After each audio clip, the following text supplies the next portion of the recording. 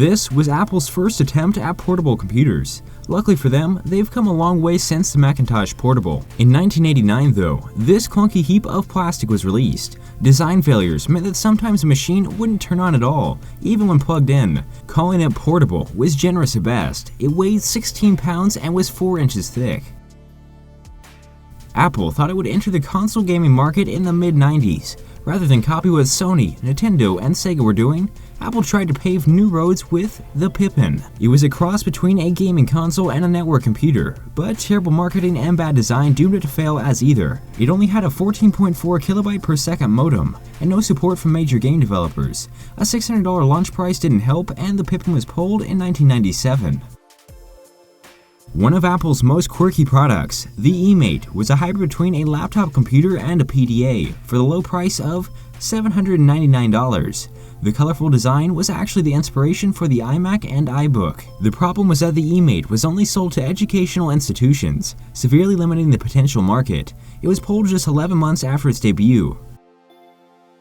We know Apple has a love for rounded corners instead of right angles, but this mouse is just too much. The round mouse was clunky and hard to use. Some users even complained that it barely fit in their hands. It was Apple's first USB mouse and came included with Desktop Macs for 2 years starting in 1998. Thankfully, common sense prevailed and Apple went back to making more conventional fare.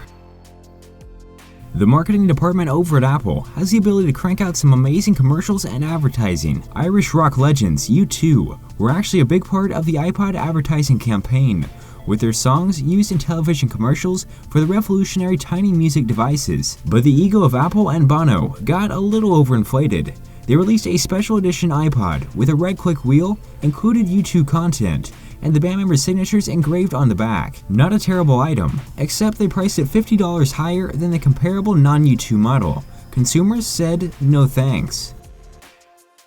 Not to be confused with the current Apple TV product, Macintosh TV was introduced in 1993 in an attempt to combine computers with television sets. In this case, Apple was just too ahead of the market. Smart TVs and other devices like Roku and Chromecast are popular now, but the Macintosh TV had serious drawbacks. Plus, it cost over $2,000 at the time. The Lisa was both an amazing piece of technology and a complete failure of a product. It was the first personal computer to offer users a graphical user interface, something that we take for granted these days. That one feature was supposed to justify the incredible price tag of nearly $10,000. While the display was revolutionary at the time, the rest of the computer was slow and hard to use for most people.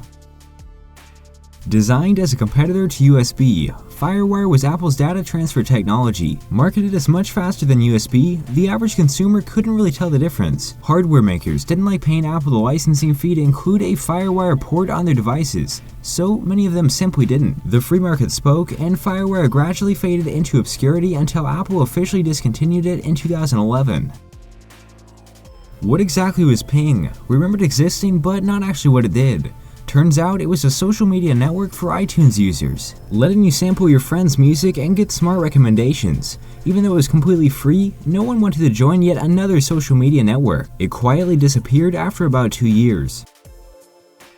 After the success of the Apple II, it seemed like added improvements to the machine would be a sure bet. Instead, Apple allowed the design team to overpower the engineering team and make a computer with a ton of physical faults. The casing was too small for the components, and no cooling fans were added because the design team wanted the computer to run quietly. The result was constant overheating, to the point that the motherboards would warp and components would come loose.